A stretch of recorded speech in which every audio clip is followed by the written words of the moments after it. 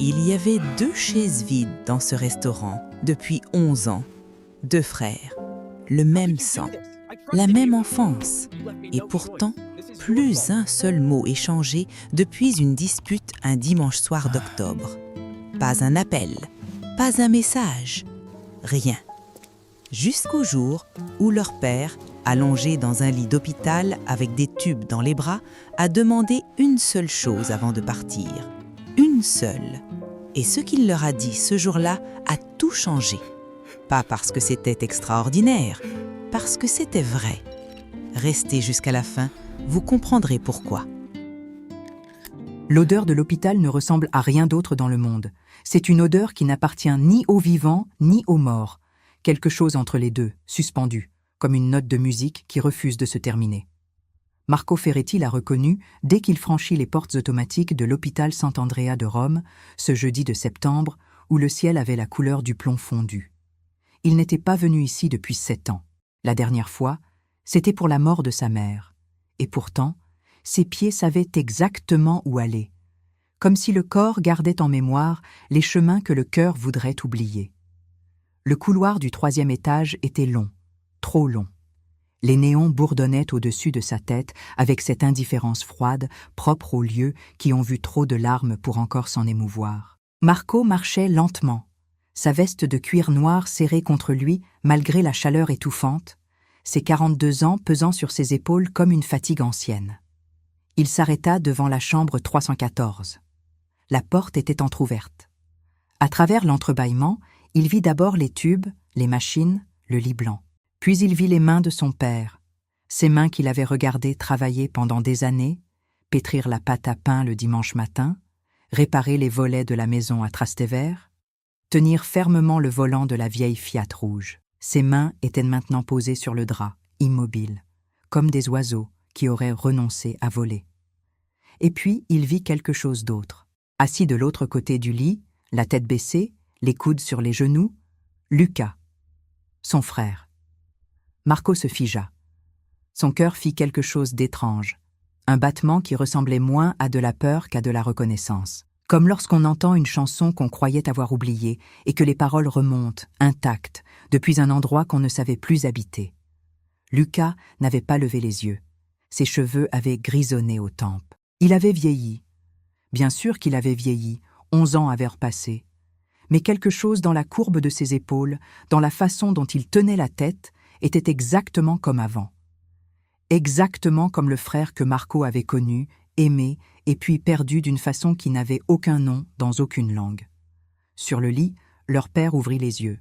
Ennio Ferretti avait 78 ans, un cancer du poumon diagnostiqué trop tard, et un sourire qui, même diminué, même épuisé, contenait encore quelque chose d'indestructible. Il regarda Marco dans l'embrasure de la porte. Il regarda Luca de l'autre côté, et il dit, d'une voix réduite à un fil mais parfaitement claire, « Finalement, siet insiem. Enfin, vous êtes ensemble. » Marco sentit quelque chose se briser dans sa poitrine. Pas avec fracas, pas avec violence. Quelque chose qui se brisait doucement, comme la glace au printemps, comme une tension trop longtemps maintenue qui, soudainement, ne sait plus pourquoi elle existe. Luca releva la tête. Leurs regards se croisèrent pour la première fois depuis 11 ans. Et aucun des deux ne dit un seul mot. Parce que certains silences contiennent plus de choses que tous les mots du monde, et parce que, parfois, pour commencer vraiment à parler, il faut d'abord avoir le courage de se regarder en face. La machine cardiaque bipa doucement. Les néons bourdonnèrent.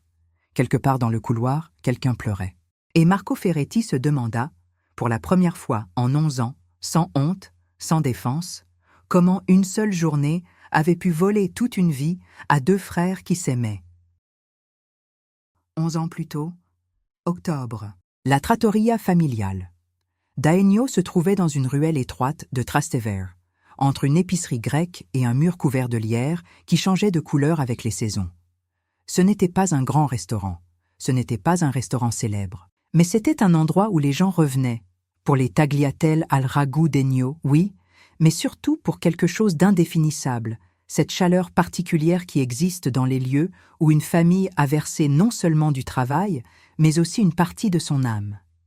Ennio Ferretti avait ouvert da Ennio à l'âge de 30 ans, avec 300 € empruntés à son beau-frère et une recette de sauce tomate héritée de sa propre mère. 48 ans plus tard, les murs portaient les marques du temps. Des taches de vin sur la nappe à carreaux rouges et blancs, des photos jaunies accrochées en désordre, le carrelage fissuré près de l'entrée que personne n'avait jamais vraiment réparé. Mais ces marques n'étaient pas des défauts. Elles étaient la preuve que quelque chose avait vécu ici. Marco était l'aîné. 31 ans à cette époque, les mains habituées à la farine et au bruit des casseroles, un sens pratique hérité directement de son père. Il avait grandi dans ce restaurant, entre les tables, à l'ombre du tablier d'Ennio, apprenant à lire le visage des clients, à sentir quand une sauce manquait de sel ou quand une conversation à table tournait mal. Il aimait Daegno d'un amour concret, physique, territorial. C'était sa maison avant d'être son travail. Luca avait 28 ans. Il était revenu de Milan 6 mois plus tôt, après un master en gestion d'entreprise et 2 années dans un cabinet de conseil. Il était rentré avec des idées, des tableaux Excel imprimés en couleur et cette certitude particulière que donnent les études, la certitude que l'on peut améliorer ce qu'on n'a pas construit.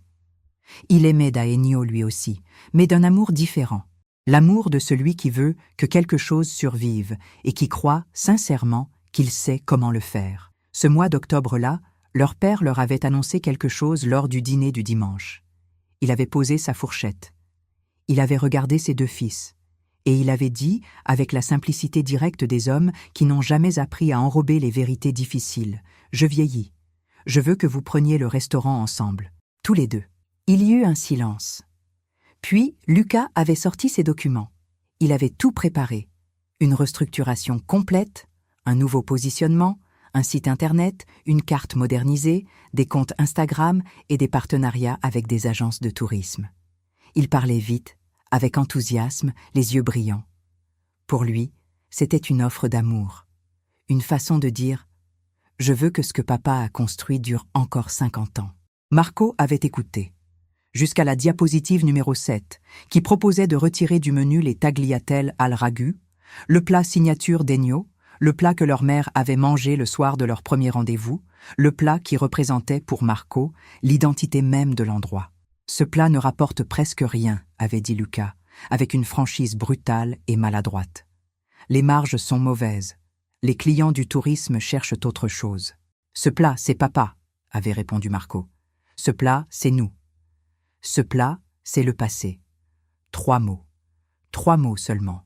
Mais parfois, 3 mots suffisent à démolir ce que des années ont construit. Marco s'était levé, pas en criant, il n'était pas homme à crier. Il s'était levé avec ce calme qui, chez certaines personnes, est plus effrayant que la colère, parce qu'il signifie que quelque chose vient de se fermer définitivement. « Alors toi aussi, tu t'en vas », avait-il dit à son frère. Comme toujours, Luca n'avait pas compris cette phrase. Il ne comprendrait pas pendant des années ce qu'elle contenait vraiment. La douleur ancienne d'un fils aîné qui avait tout porté pendant que son frère partait étudier, qui avait veillé sur leurs parents seuls pendant 2 ans, qui avait renoncé sans jamais se plaindre et qui portait cette renonciation comme une pierre dans la poitrine. Et Marco n'avait pas su, ne pouvait pas savoir, que Luca était revenu à Rome précisément parce qu'il se sentait coupable d'être parti. Que toute cette modernisation, tous ces tableaux Excel, c'était sa façon à lui de réparer une absence. 2 frères, 2 douleurs, aucune conversation. Luca était parti ce soir-là, et la porte avait claqué. Pas fort, mais avec cette résonance creuse des choses qu'on ne rattrapera pas de sitôt. 11 ans s'étaient écoulés depuis ce dîner du dimanche. Les jours à l'hôpital ont une texture particulière. Le temps ne s'y écoule pas. Il s'accumule comme de l'eau dans un vase trop plein sans trouver de sortie. Marco dormait dans la chambre d'hôtel la plus proche. Luca avait loué un appartement à 10 minutes à pied. Il se relayait au chevet d'Ennio avec une précision presque militaire. Le matin pour l'un, l'après-midi pour l'autre, comme 2 planètes en orbite autour du même soleil, condamnées à ne jamais se croiser vraiment. Sauf que les couloirs d'hôpital sont petits. Le 3e jour, ils se retrouvèrent nez à nez devant la machine à café du couloir. Marco tenait un gobelet en carton. Luca regardait les boutons sans les voir. Il y eut 3 secondes de silence qui contenaient 11 ans de non-dit. « Il a bien dormi cette nuit », dit finalement Marco. La morphine a été ajustée. « Je sais », répondit Luca. L'infirmière m'a envoyé un message. Pause. Tu lui as demandé de t'envoyer des messages? Dit Marco, et dans sa voix, il y avait quelque chose qui voulait être neutre, mais ne l'était pas tout à fait. Je lui ai laissé mon numéro au cas où. Tu as un problème avec ça? Non. Mais ses mâchoires s'étaient serrées, et Lucas l'avait vu. Voilà comment ça recommençait, pas par des cris, pas par des accusations directes, mais par ces petites frictions invisibles, ces sous-entendus qui glissent sous les mots comme des lames. Chacun interprétait l'autre à travers le filtre de la vieille blessure. Marco voyait dans chaque geste de Lucas une tentative de contrôle. Lucas voyait dans chaque silence de Marco un rejet. Ennio, lui, les regardait. Il ne disait pas grand-chose. Il n'avait plus l'énergie pour les grands discours. Mais ses yeux suivaient ses fils avec une attention tranquille, celle d'un homme qui a toute sa vie observé les gens autour de lui et qui sait lire ce que les visages refusent d'admettre. Un soir, alors que Marco lui lisait le journal à voix basse et que Lucas venait d'entrer dans la chambre, Ennio prit la main de son fils aîné et dit simplement « Lascialo parlar, laisse-le parler ». Marco posa le journal. Il regarda son père. Puis il regarda son frère debout dans l'embrasure, avec sa veste trop formelle pour un hôpital et ses yeux qui cherchaient un endroit où se poser. « Assieds-toi », dit Marco. D'une voix qui ne promettait rien, mais qui n'interdisait plus rien non plus. Ce fut tout. Ce fut suffisant pour cette nuit-là. Mais les jours suivants furent durs. Il y eut une dispute à voix basse dans le couloir à propos des décisions médicales, une vraie cette fois, avec des mots qui dépassaient ce qu'on voulait dire et qui touchaient, sans le nommer, l'ancien fond de la blessure. Il y eut un soir où Lucas pleura seul dans l'escalier de secours et où Marco l'entendit depuis le couloir et ne sut pas quoi faire de ce qu'il ressentait. Il y eut une nuit où tous les deux veillèrent en même temps, sans l'avoir prévu, assis de chaque côté du lit, dans un silence qui n'était plus hostile, mais pas encore réconcilié. Quelque chose entre les deux, fragile et réel. Le labyrinthe ne se quitte pas en ligne droite. Parfois, il faut toucher tous les murs avant de trouver la sortie. Si cette histoire vous touche, abonnez-vous et laissez un commentaire. Dites-nous, avez-vous, vous aussi, un lien abîmé que vous aimeriez réparer? Comme Marco et Lucas, parfois il suffit d'un mot, ou d'un silence partagé, pour que quelque chose recommence. Ce fut Ennio qui força la chose. Un mardi matin, alors que les deux frères étaient présents en même temps, par hasard, ou peut-être pas, il demanda à l'infirmière de fermer la porte, puis il regarda ses fils avec ses yeux qui n'avaient pas perdu leur clarté malgré tout le reste, et il dit d'une voix qui ressemblait à du papier froissé, mais qui portait encore « Je ne partirai pas sans vous voir vous parler. Vraiment vous parler. » Marco voulut dire quelque chose. Lucas aussi. Ennio leva une main, lentement, avec effort, et ce geste suffit à les faire taire tous les deux, comme quand ils étaient enfants, et que cette même main signifiait que la conversation était terminée avant d'avoir commencé. « Pas pour moi », ajouta-t-il. « Pour vous. » Il y eut un long silence. Dehors, Rome continuait. Les klaxons, les cloches de Santa Maria, le bruit sourd de la ville qui ne s'arrête jamais. Ici, dans cette chambre blanche, le temps semblait retenir son souffle. Ce fut Lucas qui parla en premier. Peut-être parce qu'il avait passé 11 ans à préparer ce moment sans jamais oser y croire. Peut-être parce que certaines douleurs, quand elles trouvent enfin une ouverture, ne demandent pas la permission. « Je ne suis pas parti parce que je m'en fichais, » dit-il. « Je suis parti parce que j'avais l'impression que tu n'avais pas besoin de moi, que tu avais tout sous contrôle, que j'étais de trop ici. » Marco le regarda. Il voulut répondre immédiatement, mais quelque chose, la voix de son père peut-être, ou simplement l'épuisement de 11 ans, le retint. Il écouta. « À 1000 ans, » continua Lucas.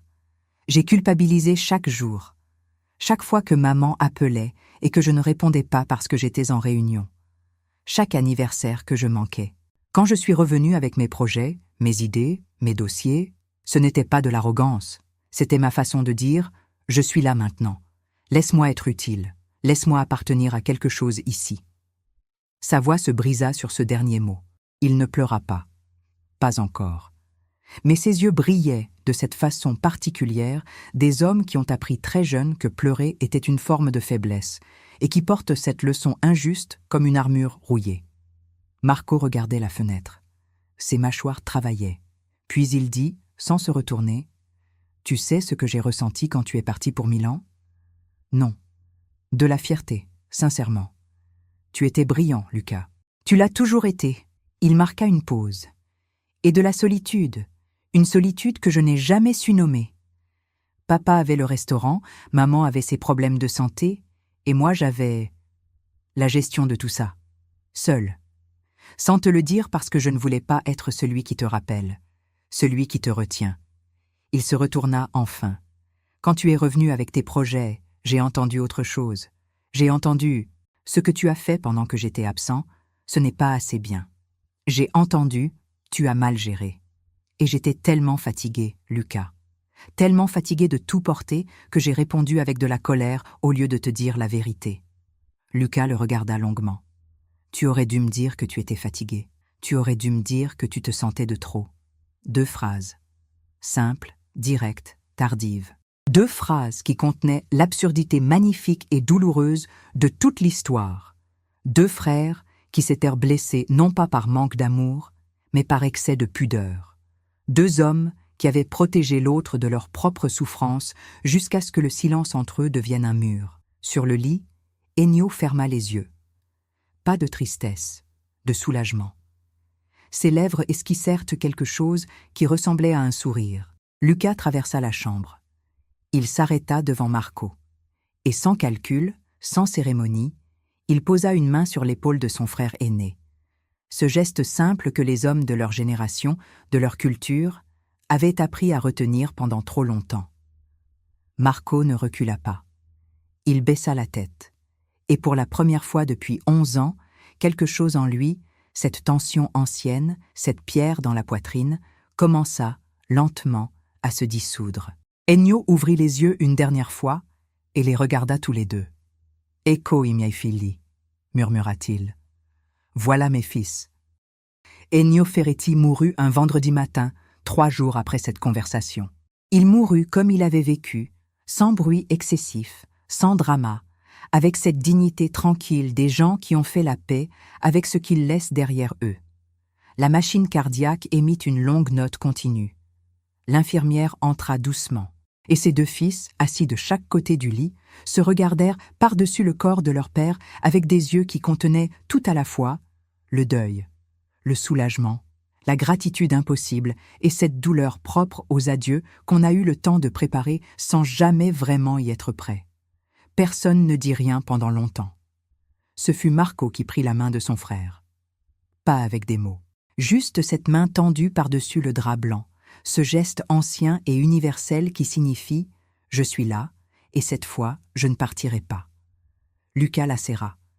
Et les 2 hommes pleurèrent, vraiment pleurèrent, sans retenue, sans armure, pour la première fois peut-être depuis l'enfance. Les funérailles eurent lieu dans l'église de Santa Maria in Trastevere, celle où Ennio et leur mère s'étaient mariés 46 ans plus tôt. Il y avait beaucoup de monde, des habitués de Da Ennio, des voisins de la ruelle, des visages que Marco et Lucas reconnaissaient à moitié, porteurs de souvenirs qu'ils n'avaient pas partagés. Chacun avait une histoire d'Ennio à raconter. Chacun portait un morceau de lui. Après la cérémonie, les 2 frères marchèrent jusqu'au restaurant. La ruelle était calme. Le lierre sur le mur d'en face avait commencé à rougir. L'automne arrivait, ponctuellement, comme chaque année, indifférent au calendrier des hommes. Marco sortit la clé. Il hésita devant la porte. « Je ne sais pas si je peux entrer là-dedans ce soir, » dit-il honnêtement. « On n'est pas obligé, » répondit Lucas. Ils entrèrent quand même. L'obscurité à l'intérieur avait cette densité particulière des endroits fermés trop longtemps. Marco alluma la lumière au-dessus du bar. Les photos sur les murs apparurent. Ennio jeune, les cheveux noirs, le tablier blanc, ce sourire qui ne savait pas encore ce que le temps lui réservait. Leur mère à côté de lui, les yeux plissés de rire. Marco et Lucas enfants, assis sur le comptoir, les jambes pendantes, mangeant quelque chose directement dans la casserole. Lucas s'arrêta devant cette photo. On avait quel âge là ? Toi, 6 ans. Moi, 9, dit Marco sans hésiter. Ils restèrent un moment devant cette image de ce qu'ils avaient été, avant les malentendus, avant les distances, avant que la vie les transforme en étrangers sous le même nom de famille. Les tagliatelles al ragoût restent à la carte, dit Lucas doucement. Marco le regarda. Évidemment, ajouta Luca avec un demi-sourire. Ce plat, c'est papa. Ce n'était pas une capitulation. Ce n'était pas non plus une victoire. C'était quelque chose de plus rare. Deux hommes qui avaient enfin compris que certaines choses ne valent pas la peine d'être gagnées et que d'autres méritent d'être gardées non pas parce qu'elles sont rentables, mais parce qu'elles contiennent de l'amour. Ils rouvrirent Daegno 6 semaines plus tard. Rien n'avait vraiment changé à l'intérieur. Le carrelage fissuré près de l'entrée, les nappes à carreaux rouges et blancs, les photos jaunies sur les murs. Mais quelque chose d'invisible avait changé. Une légèreté peut-être, ou simplement la présence de deux frères qui travaillaient côte à côte sans avoir besoin de tout expliquer. Le premier soir, une femme âgée entra seule, s'assit à la table du fond, la même où elle venait depuis 30 ans, et commanda les tagliatelles al ragu. Elle ferma les yeux en mangeant, et sourit. Certaines choses survivent à ceux qui les ont créées, pas parce qu'elles sont immortelles, mais parce que d'autres choisissent, consciemment, de les porter. C'est peut-être ça, l'héritage. Pas ce qu'on reçoit, ce qu'on décide de ne pas laisser mourir. Le restaurant a rouvert 6 semaines après l'enterrement. Le carrelage fissuré était toujours là. Les nappes à carreaux aussi. Et les tagliatelles au ragoût, le plat que personne ne voulait retirer, étaient toujours à la carte. Deux frères, côte à côte, sans avoir besoin de tout expliquer. Leur père n'avait pas guéri le passé. Il leur avait juste donné le courage de se regarder en face. L'héritage, ce n'est pas ce qu'on reçoit, c'est ce qu'on choisit de ne pas laisser mourir. Si cette histoire te parle, abonne-toi. La prochaine va te surprendre encore plus.